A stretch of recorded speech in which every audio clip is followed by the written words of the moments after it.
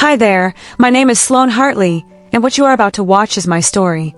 This is the story of how a poor scholarship girl walked into the most powerful school in the country and became part of a lie she never agreed to. I never planned to fall for anyone. I only came to Ashworth Hall to survive, to make my mum proud, and to earn a future I was told I did not deserve. But then there was Rory Ashworth. Rich, feared, untouchable. She claimed me in front of everyone, not because she loved me, but because she needed to hurt someone else. What started as control slowly turned into something confusing, intense, and dangerous. Feelings were never part of the plan, but they came anyway. Before we continue, please like and subscribe to this channel. It is free, it is easy, and it helps me share more deep and emotional stories like this one. Your support truly means everything.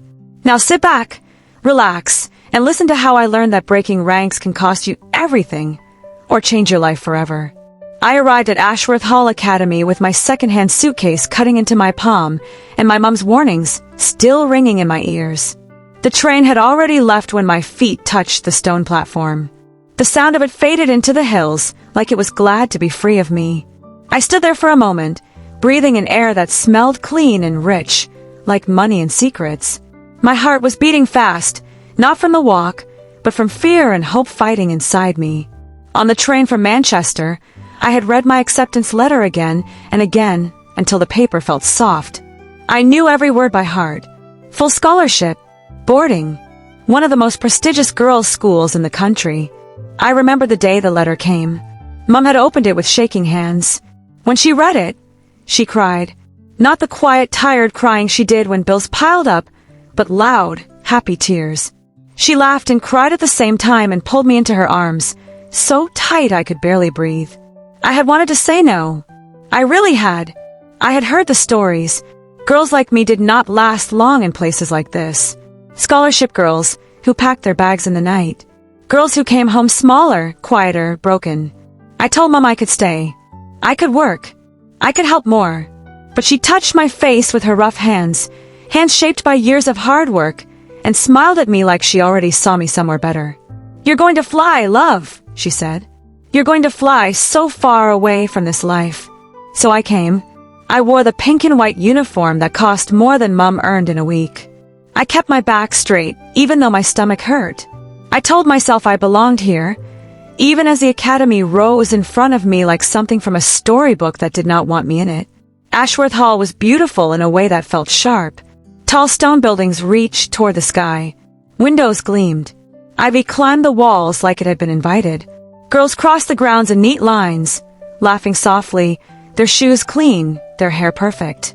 They moved like they owned the ground under their feet, like the world had always made room for them. I dragged my suitcase up the steps and inside, where the halls echoed with voices and footsteps. Everything smelled like polish and perfume. I felt loud and wrong, like a stain that had not been noticed yet. That was when I met Mari. She was standing outside our dorm room, leaning against the doorframe, arms crossed. She had bright eyes and box braids pulled back from her face. When she saw me, her gaze dropped to my suitcase, then lifted back to my face. She smiled, warm and easy. "Scholarship?" she asked. I nodded, waiting for the sting that always came after that word. Instead, she stepped forward and took the door key from the hook. "Same," she said. "I'm Mari." Relief rushed through me, so fast it almost made me dizzy. We went inside, and she started unpacking like she had done this 100 times. I stood there, watching her, feeling like maybe I could breathe again. As she talked, I learned the rules. Not the written ones, the real ones. There were 3 ranks at Ashworth Hall.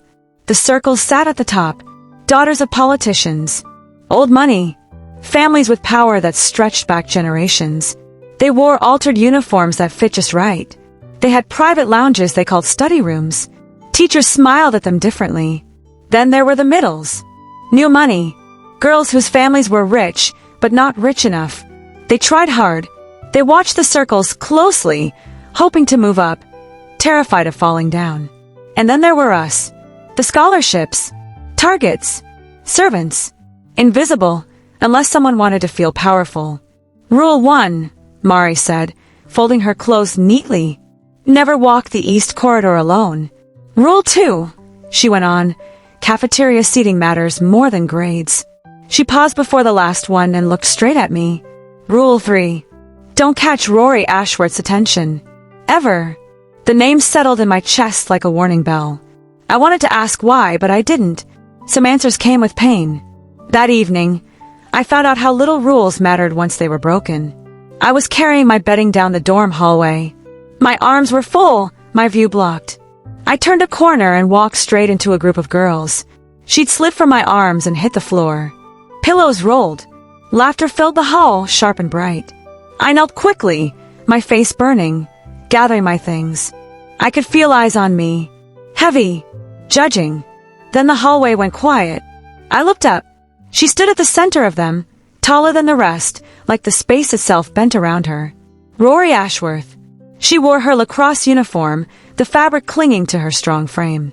Her hair was pulled back, pale and shining. Her eyes were ice blue, focused and cold. She had a phone pressed to her ear, her jaw tight as she spoke.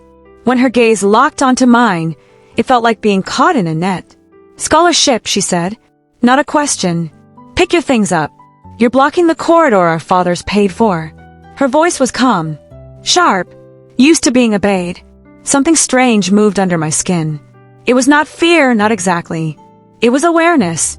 Like she saw me fully, and I hated that part of me liked it. I bit back the words rising in my throat and gathered my sheets. My hands shook, but I did not rush. I would not give her that. As I stood, I heard her again, still on the phone. No, Viv, we're not doing this now, she said. There was anger there. And something else. Something raw. Fine. Tomorrow. Public as you want. Her voice cracked, just a little.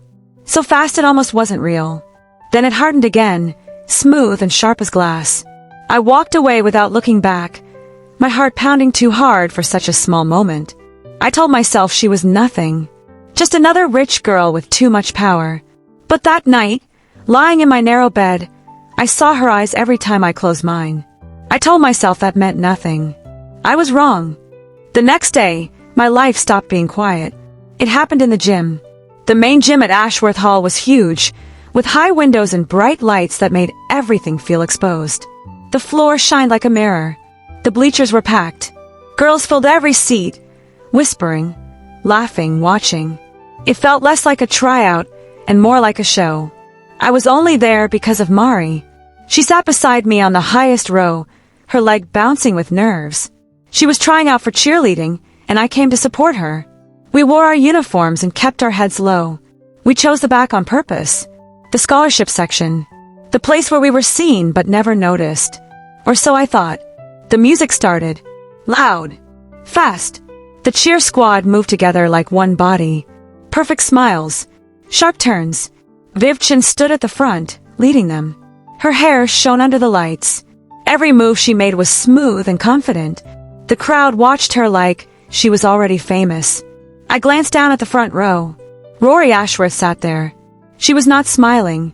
Her posture was stiff, her shoulders tight. She held her water bottle too hard, her fingers white around it. Even from far away, I could feel the storm around her. She was focused only on Viv. Like nothing else in the room existed. The routine ended. The music stopped. The silence hit hard. Viv stepped forward and lifted her hand. She smiled at the crowd, then turned to Rory. Her voice was calm and clear. Too clear. We need to talk, she said. Us. We're done. I need someone who helps my future, not someone who complicates it. Every sound in the gym died. My heart jumped. I felt Mari's hand grip mine. Rory stood slowly. For 1 second, just one, I saw something real on her face. Pain. Shock. Hurt. It passed so fast it almost didn't exist. Then her expression turned cold again, sharp and clean. Your loss, Rory said. Her voice didn't shake. Her hands did. Whispers rushed through the bleachers. Phones lifted. Eyes widened. I sat frozen, my chest tight, like I had been pulled into something without moving. Then Rory's eyes moved. They swept the crowd. They stopped on me. Not past me. Not through me. On me. My breath caught. Her gaze changed. It wasn't anger. It wasn't pride. It was something heavy and fast. like a decision being made in the middle of falling. She stood up. The sound of her shoes on the floor echoed as she walked up the steps toward the bleachers. People parted for her without thinking. Murmurs followed her path. I felt Mari squeeze my hand harder. Don't react, Mari whispered. Whatever she does, don't react. Rory stopped right in front of me. Up close, she smelled like expensive perfume and sweat from practice. Something sharp sat under it. Something raw. Her eyes were bright, almost burning. You, she said, loud enough for everyone to hear. What's your name? My throat felt dry. Sloane, I said. My voice stayed steady. I held on to that like it mattered. Sloane Hartley, she repeated slowly, like she was tasting the words. Then she turned slightly, facing the gym. You're my girlfriend now. Effective immediately. The world exploded. Gasps. Shouts. Laughter. Phones rose higher. Someone screamed. My mind went blank. My ears rang. I stood halfway without knowing I was moving. I'm not, I started. Rory leaned closer. Her smile didn't reach her eyes. Yes, you are, she whispered. Her breath brushed my ear. Play along, scholarship girl, or I'll make your life so miserable you'll beg your mother to pull you out. Smile. My body went cold. My mother's face flashed in my mind. Her tired eyes. Her proud smile. Her hands counting coins at the table. So I smiled. It felt like my face broke into pieces to do it. Rory straightened and wrapped an arm around my shoulders. Her touch burned through the thin fabric of my uniform. The crowd went wild. Cheers. Claps. Laughter. Viv watched from the floor. Her face was calm, but her eyes were sharp.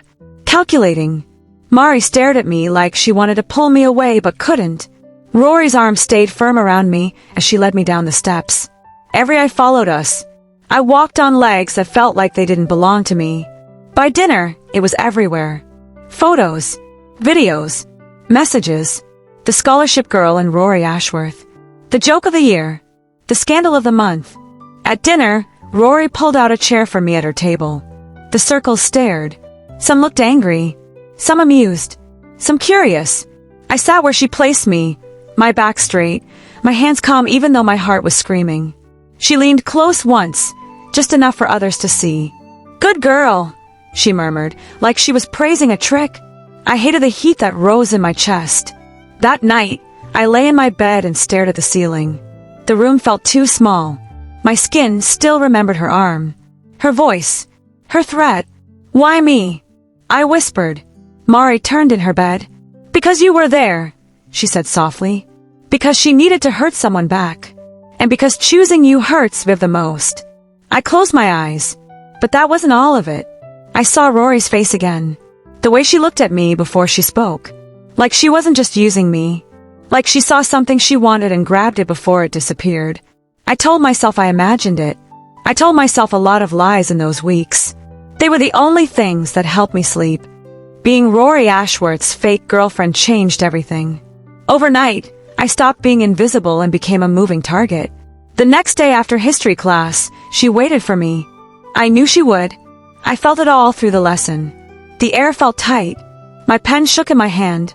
When the bell rang, I packed my books fast, hoping I could slip out before she noticed me. I didn't make it 3 steps. Rory stepped into my path, blocking the doorway like she owned it. She smelled clean and sharp, like soap and confidence. Other girls slowed down to watch. They always did when she was near. Walk with me, she said. It was not a request. We moved side by side down the hallway. Her shoulder brushed mine on purpose. I felt it everywhere. These are the rules, she said calmly, like she was listing class notes. We eat together. My table. You come to my lacrosse games. We walk together when we can. You sit next to me during assembly. She stopped walking and turned to face me. And you touch me back, she added. Hold my hand. Let me put my arm around you. Smile. Sell it. My chest felt tight. And if I refuse? She smiled. It was the kind of smile people write poems about. Soft lips. Bright eyes. It was also the kind that could ruin lives. Your scholarship is reviewed every term, she said. My father runs the board. Do the math. She stepped past me and kept walking like nothing had happened. I stood there long after she left. From that day on, my life was not mine. At lunch, she pulled out a chair beside her and patted it. Everyone watched. I sat. Her arm slid around my waist like it belonged there. Her thumb pressed into my side, slow and warm. Girls stared. Some looked angry. Some laughed under their breath. No one said anything. During assembly, she leaned close and whispered jokes into my ear. I laughed when she wanted me to. My body reacted before my brain did. I hated that part the most. Once, during English class, a bouquet of flowers arrived with my name on it. The teacher smiled. The class whispered. Rory watched me like she had built the moment herself. Viv saw everything. Her eyes followed us in the halls. Sharp, quiet, always thinking. But when no one was watching, Rory vanished. She would drop my hand the second we turned a corner. Her face would close off. She would walk ahead like I was air. No smiles. No words. Sometimes I caught her alone, late at night in the common room. Her books spread around her. Her shoulders slumped. Her eyes tired. She looked small then. Trapped. I hated myself for noticing. One night, Mari sat on her bed and watched me brush my hair in silence. You know this is wrong, she said gently. This is control. She's forcing you. I know, I said. I thought of Mum on the phone, her voice full of pride, telling people her daughter went to Ashworth Hall. So I kept playing my part. I leaned in when Rory pulled me close. I smiled when cameras flashed. I laughed at her jokes. I became the proof that she was untouched by heartbreak.